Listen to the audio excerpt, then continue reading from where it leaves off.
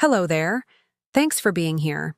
My name is Jessica, and for many years my world mostly consisted of the scent of old paper and the quiet rhythm of Chestnut Street books, my little haven here in Philadelphia. After my husband Daniel passed, life settled into a pattern. Predictable, manageable, safe. Maybe a little too quiet, if I'm being honest. I'd convinced myself that the vibrant, exciting chapters of life, the ones involving deep connection or unexpected sparks, were firmly in the past. You reach a certain age, 57 in my case. You think you have things figured out, resigned yourself to a certain kind of peace. But life has a funny way of surprising you, doesn't it? Just when you think the path is set, something, or someone, walks in and completely redraws the map. This is a story about that. About being comfortable in solitude, maybe too comfortable, and then having that quiet world disrupted in a way I never anticipated. It's personal, a bit raw maybe, and it involves facing fears I didn't even know I was still carrying so tightly. It started, as these things often do, quite unexpectedly. There's a certain kind of quiet that settles into your bones after 50, especially when you're alone. It's not just the absence of noise, it's heavier. A stillness that permeates everything. For years since Daniel passed, my life had become this meticulously curated quiet. Comfortable, maybe. Predictable, definitely. Safe? I suppose. But vibrant? Alive? No. Not for a long time. My world had shrunk to the four walls of my apartment, and the familiar, comforting scent of aging paper and dust motes dancing in the afternoon light of my little bookstore here in Philly. Chestnut Street Books. Sounds cozier than it often felt. It was my haven, my routine, my everything. And I'd made a sort of peace with it. Or perhaps, more accurately, I'd just surrendered. Convinced myself that the chapters involving romance, deep companionship, that spark you see in other people's eyes, those chapters were closed for me. Signed, sealed, delivered, done. You start to feel invisible, like a ghost haunting the edges of other people's brighter, louder lives. You tell yourself it's fine, dignified even. But sometimes, late at night, the quiet screams. Doesn't it? It's a feeling maybe some of you recognize. If you do, or if you just enjoy exploring these complicated human paths we all walk, maybe take a quick second to like this video and subscribe. It really does brighten things up over here and encourages me to keep sharing. Thank you. So, my world was this quiet, predictable loop. Open the shop, sort the new arrivals, help the occasional customer, close the shop, eat dinner alone, read, sleep. Repeat. Philadelphia bustled outside my window. The history, the art, the relentless energy of it all. But mostly, I observed, it from behind glass. Then, one rainy Tuesday afternoon, the bell above the door chimed, announcing not just a customer, but a disruption. He walked in, shaking off raindrops from his jacket, bringing a gust of damp, cool air and an energy that felt instantly out of sync with the shop's sleepy rhythm. He was young, probably early 30s, maybe late 20s. Younger, anyway. Younger than the usual academics or neighborhood browsers. There was a certain vibrancy about him, unruly dark hair, bright, curious eyes that seemed to actually see the place, not just glance through it. He didn't head straight for a specific section, didn't look like he was searching for anything in particular. He just lingered. Took it all in. Normally, I'd offer a polite, quiet, "Let me know if you need anything," and retreat behind my counter, behind my invisible shield. But something about his presence, it wasn't demanding, just different. He caught my eye and smiled, a genuine open smile, not flirtatious, not pitying, just friendly, unexpectedly friendly. "This place is amazing," he said, his voice warm, cutting through the quiet. It feels like every book has a story beyond the one inside. My carefully constructed wall of polite indifference wavered, just for a second.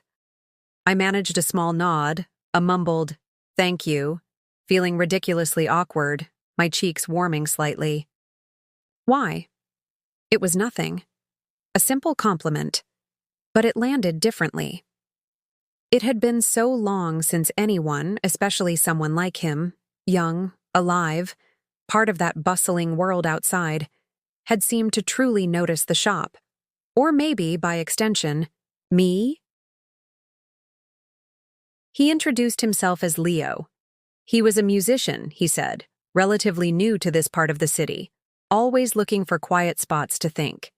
We talked briefly about books. He asked about a few obscure poets I happened to love. The conversation flowed easily, surprisingly so. There was no pretense, no agenda I could detect. Just connection. Fleeting maybe, but real. When he left, the bell chimed again, and the quiet rushed back in to fill the space he'd occupied. But it felt different now, tinged with something else. An echo. My heart was beating a little faster than usual. Ridiculous, I told myself. He was just a nice young man being polite. It meant nothing. But as I stood there, straightening a pile of books his jacket had brushed against, a tiny, treacherous seed of something had been planted in the dusty, dormant soil of my predictable life. Hope? No, that felt too strong, too dangerous. But perhaps a question mark? A tiny crack in the resignation I'd worn like armor for so long. And that, I already sensed, was a complication I hadn't anticipated and wasn't sure I was ready for. The quiet suddenly felt less like peace and more like waiting. But for what? I had no idea. Isn't it strange how a single brief encounter can ripple outwards?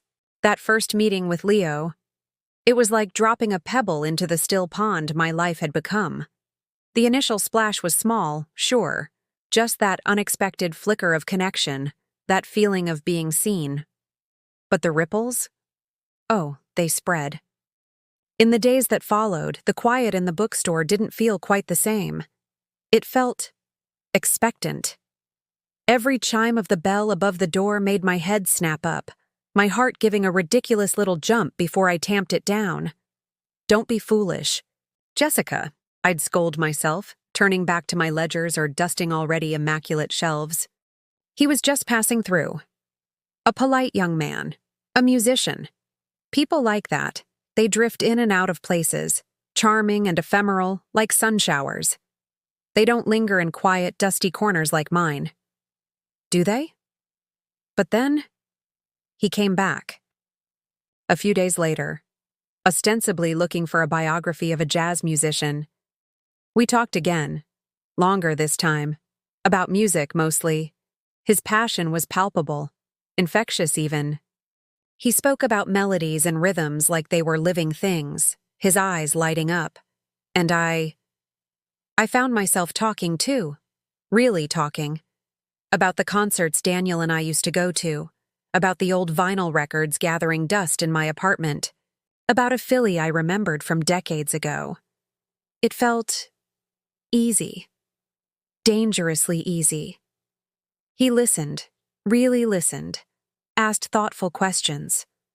There wasn't a hint of condescension, no trace of that subtle impatience younger people sometimes have when talking to someone older. He seemed genuinely interested. Or maybe, the cynical voice in my head whispered, he was just incredibly skilled at appearing interested. A performer's knack, perhaps? That thought brought a familiar chill, a necessary dose of realism. And the internal monologue? Oh, it went into overdrive. A relentless feedback loop of doubt and second-guessing. He's just being nice, Jessica. It's pity. He sees a lonely old woman. Then a counterthought. But he seemed so engaged. He remembered that obscure poet I mentioned, followed immediately by, "Don't be naive. You're 57 years old. He's 30? Maybe? What possible interest could he have beyond a friendly chat in a bookstore? The age gap felt less like a gap and more like a canyon, a vast, unbridgeable chasm filled with societal expectations, unspoken rules, and my own deeply ingrained insecurities. What would people think? My grown kids? My few remaining friends? The other merchants on the street?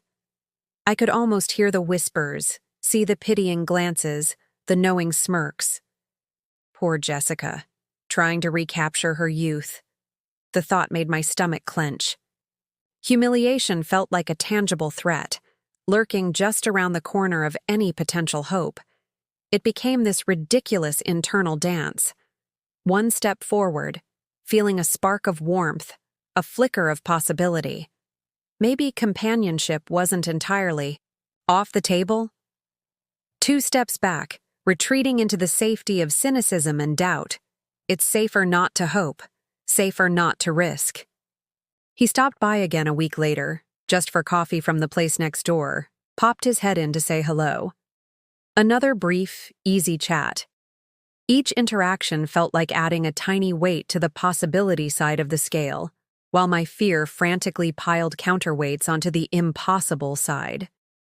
I started analyzing everything. His word choice, his body language. Was that smile just general friendliness? Or did it linger a fraction too long? Was he just making conversation, or was he probing, trying to get to know me? It was exhausting.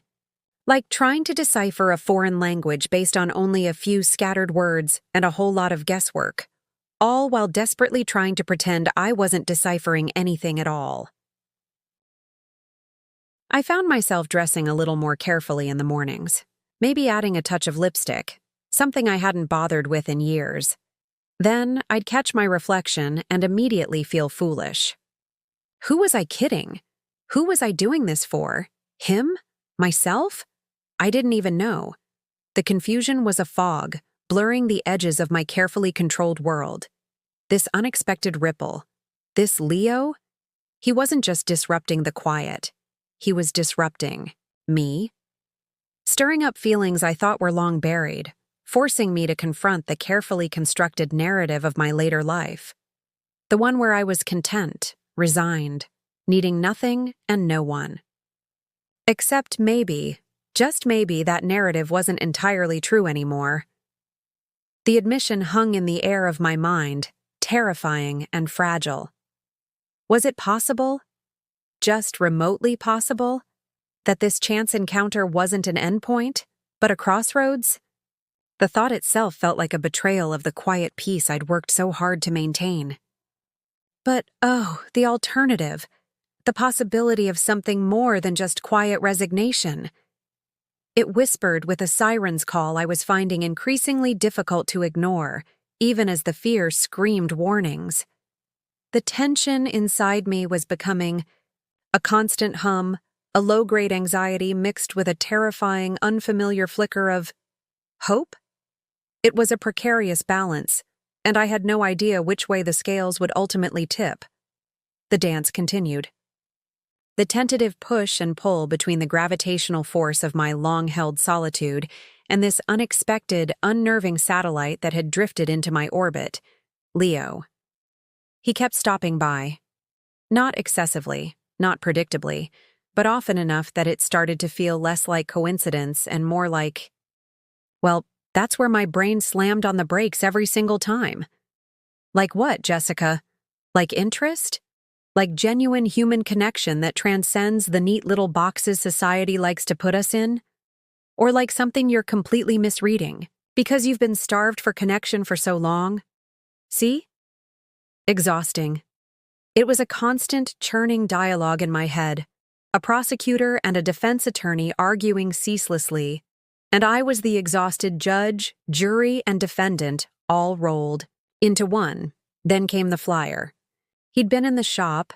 We were talking about local music venues. I'd mentioned remembering seeing shows years ago at places now long gone. He lit up naturally and pulled a slightly crumpled flyer from his bag. Actually, he said, smoothing it out on the counter, his enthusiasm infectious, My band's playing next Friday at The Anchor over in Fishtown. Let's call it The Anchor. You know the type. Small stage, sticky floors, probably great energy. He tapped the date. It's nothing fancy, just our usual set. But you mentioned wanting to hear some local stuff. If you're free, you should come by. No pressure, obviously. He slid the flyer across the counter towards me, his gaze open, friendly. Too friendly? My internal alarm bells jangled. Oh, I managed, picking it up, my fingers suddenly feeling clumsy. Friday. Thank you, Leo. I'll see. A non-committal. Response honed by years of avoiding anything that required actual commitment or potential awkwardness. He just smiled, nodded, gathered his things, and left, leaving the flyer sitting there on my counter like a ticking time bomb. My chest felt tight, an actual invitation, not just a casual chat within the safe confines of my bookstore, but out there. In his world, a world of noise and crowds and late nights and youth. Everything my current life wasn't. The internal debate wasn't just a feedback loop anymore. It was a full-blown storm. Go. The thought was sharp, sudden, surprising in its clarity. Just go. What's the worst that could happen? Then, the deluge. The worst. Seriously, Jessica? You walk into a crowded, dark bar full of people half your age, alone. You stand awkwardly in a corner.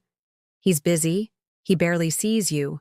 Or worse, he sees you, gives a polite wave, and you realize you're just some sad older woman who misinterpreted his kindness. People stare. You feel ancient, foolish, completely out of place.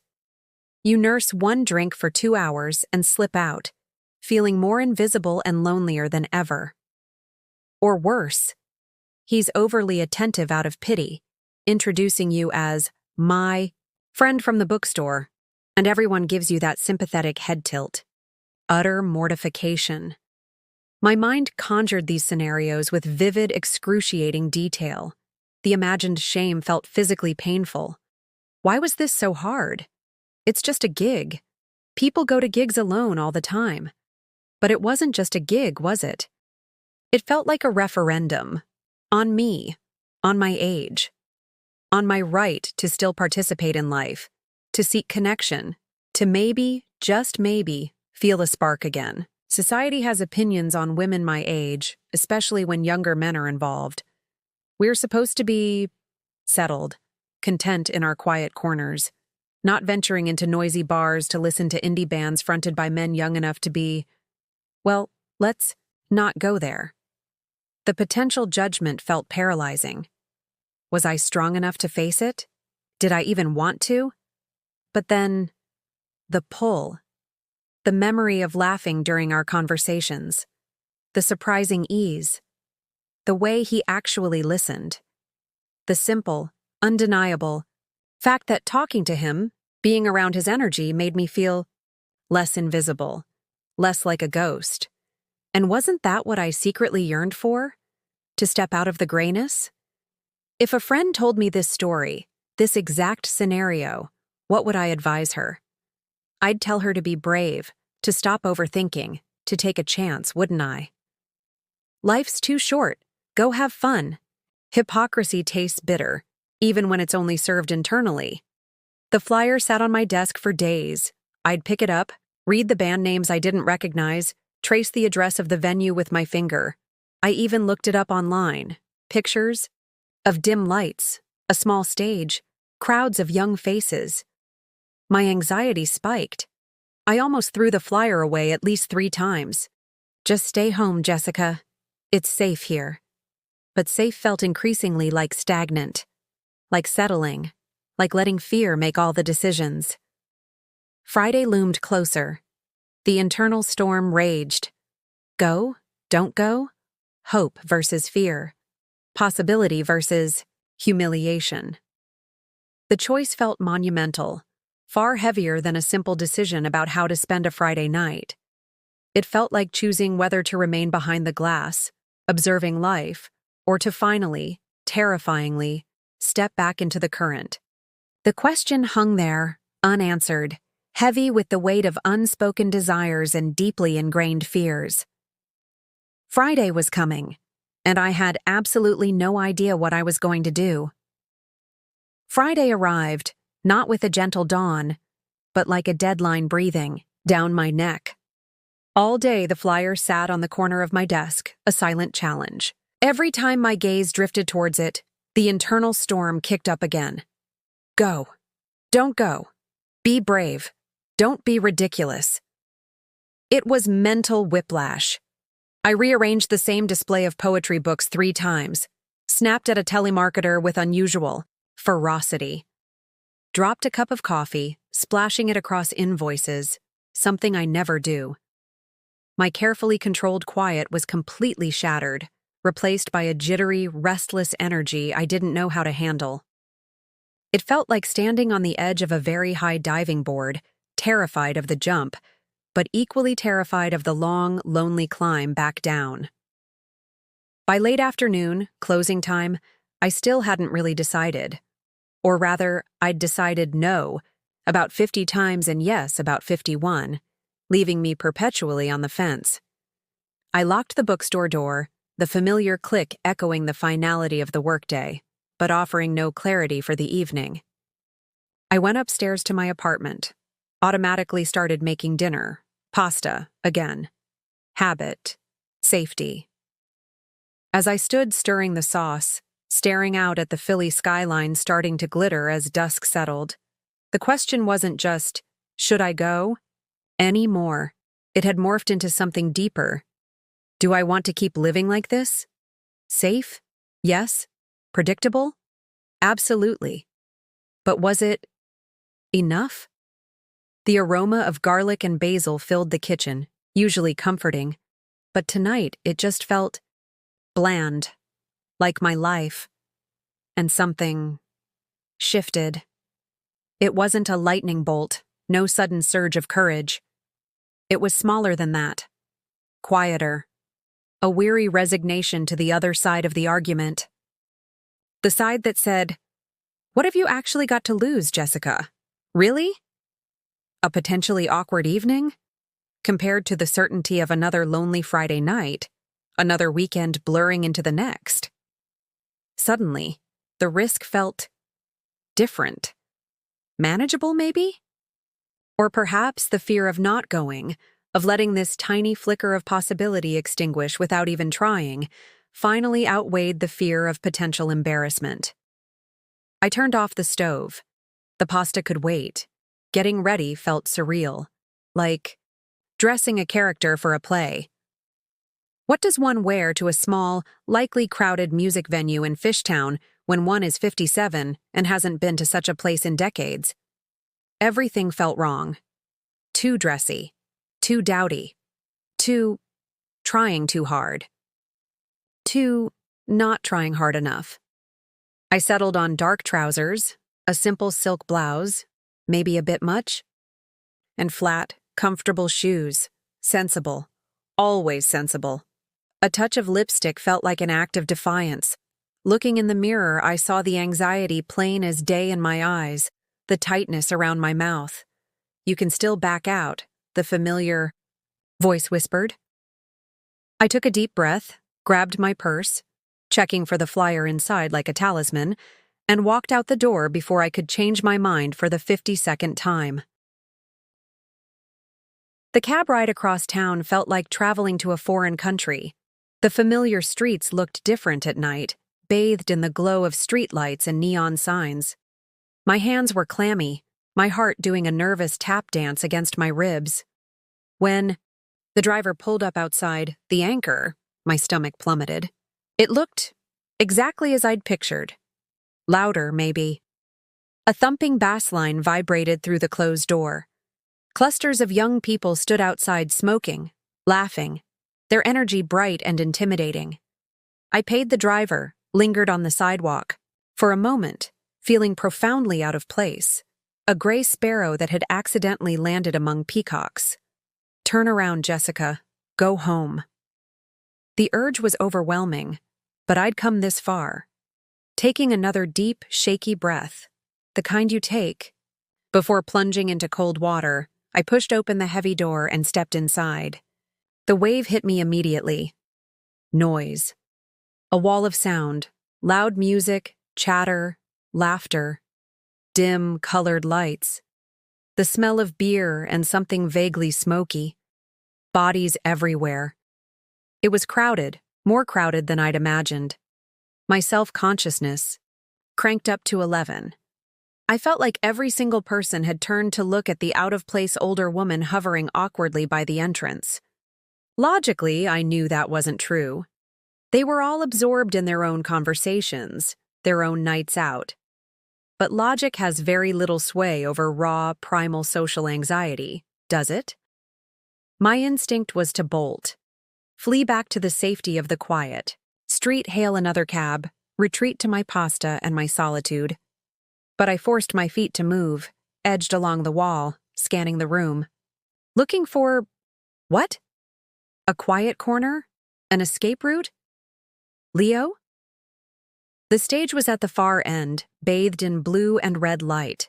A different band was playing, loud and energetic. I couldn't see Leo anywhere. I found a relatively unoccupied spot near the back, leaning against a pillar, clutching my purse like a life raft. My breath was shallow, my palms sweating again. Okay, Jessica, I told myself, trying to project a calm I absolutely did not feel. You're here. You did it. Just breathe. And then, across the crowded room, through the shifting lights and moving bodies, the band on stage finished their song. As they cleared off and the next act started setting up, I saw him, Leo, tuning his guitar near the side of the stage. He looked focused, in his element. And just for a second, he glanced out towards the audience, his eyes scanning the room. They passed over me, then darted back. He paused, and then, a small, almost imperceptible nod and a quick, genuine smile flickered across his face before he turned back to his instrument. It wasn't a big gesture. Most people wouldn't have even noticed it. But for me, in that moment, it was everything. It was acknowledgement, recognition. A tiny signal flare across the noisy, intimidating darkness saying, "I see you. It's okay." And the knot of anxiety in my chest didn't vanish entirely, not by a long shot. But it loosened, just a fraction. Enough for me to take another breath, a slightly deeper one this time. Enough for me to think, okay, I'm here. And maybe I can actually stay. That tiny moment, that simple smile, felt like the peak. Not of the night, maybe, but of my own internal battle. I had stepped out. I had faced the fear, and I hadn't bolted. For now, that felt like a victory. So I stayed, leaning against that pillar at the anchor, nursing a ginger ale. Because let's be realistic, alcohol on top of that anxiety seemed like a terrible idea. I actually stayed for Leo's entire set, and it was eye-opening. Hearing him play live, seeing that passion I'd only glimpsed in conversation fully unleashed on stage, it was compelling. His music had a raw honesty to it, a blend of vulnerability and energy that resonated surprisingly, deeply. I found myself tapping my foot, occasionally even closing my eyes just to listen. The crippling self-consciousness didn't evaporate completely, don't get me wrong. I was still acutely aware of being older than almost everyone there, still felt a pang of awkwardness when catching a curious glance. But something had shifted after that smile from Leo, after making the conscious decision to be there. It was less like being under a harsh spotlight and more like just being part of the periphery. And maybe the periphery wasn't such a bad place to be. At least I was in the room. After their set, amidst the chaos of bands swapping gear and people heading to the bar, he did find his way over. Just for a minute. Sweaty, exhilarated, guitar still slung over his shoulder. "Hey, you made it!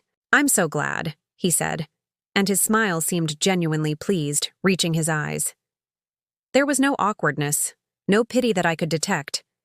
We chatted for maybe 5 minutes, about the music, about the venue, about how surprisingly okay my ginger ale was.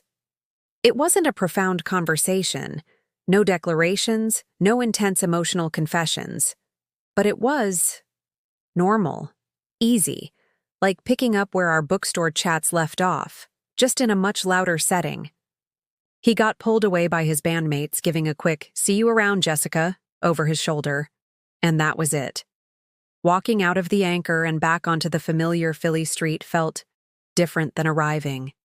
The air seemed lighter. The city lights felt less intimidating, more inviting. I didn't feel like I'd suddenly transformed into some hip, younger version of myself. Of course not. I still felt 57. But I also felt like I'd accomplished something significant. Like I'd faced down one of my own personal dragons, the dragon of fear, of invisibility, of resignation. And while I hadn't slain it entirely, I'd at least made it flinch. I'd shown it, and myself, that it didn't have complete control. There was a quiet sense of pride humming beneath the surface, a feeling I hadn't experienced in a very, very long time. It wasn't about him, not really. It was about me. I had been scared, and I had done it anyway, in the weeks since that night. Has everything magically changed? No. Life isn't a movie montage. I still run the bookstore. I still have quiet evenings. But the quality of the quiet feels different. Less like resignation, more like peace. There's a subtle undercurrent of possibility now that wasn't there before. Leo still stops by the shop sometimes. We still chat. Sometimes we grab coffee. It's slow, it's tentative, it's just companionship. A connection I never expected, blossoming in the most unlikely circumstances. Where is it going? I honestly have no idea. And for the first time in years, that uncertainty doesn't feel terrifying. It feels open, like a blank page, not a closed book. That night didn't erase my insecurities or the complexities of navigating life, relationships, and age, but it cracked open a window that had been painted shut for years. It reminded me that feeling alive often means feeling vulnerable, that connection requires courage, and that maybe, just maybe, second chapters can be unexpected and wonderful, even if they don't look anything like the first. Stepping out of my comfort zone was one of the hardest things I've done in recent memory, fraught with anxiety and self-doubt. But looking back, it was absolutely worth it. It wasn't just about going to a gig, it was about choosing to participate in my own life again, choosing hope, however fragile, over the heavy certainty of fear. So, that's my story, or at least this chapter of it. It makes me wonder, what would you have done in my situation? Faced with that kind of fear and self-doubt, that internal battle between staying safe and taking a leap into the unknown, what choice would you have made? Have you ever had a moment where stepping outside your comfort zone, even in a small way, changed things for you? I'd genuinely love to hear your thoughts in the comments below. Sharing these things, I think it helps us all feel a little less alone in our human complexities. And if you want to hear more stories like this, more explorations of life's messy, unexpected, sometimes wonderful turns, don't forget to like this video, subscribe to the channel, and hit that notification bell so you don't miss out on the next chapter, whatever it may bring. Thank you so much for listening.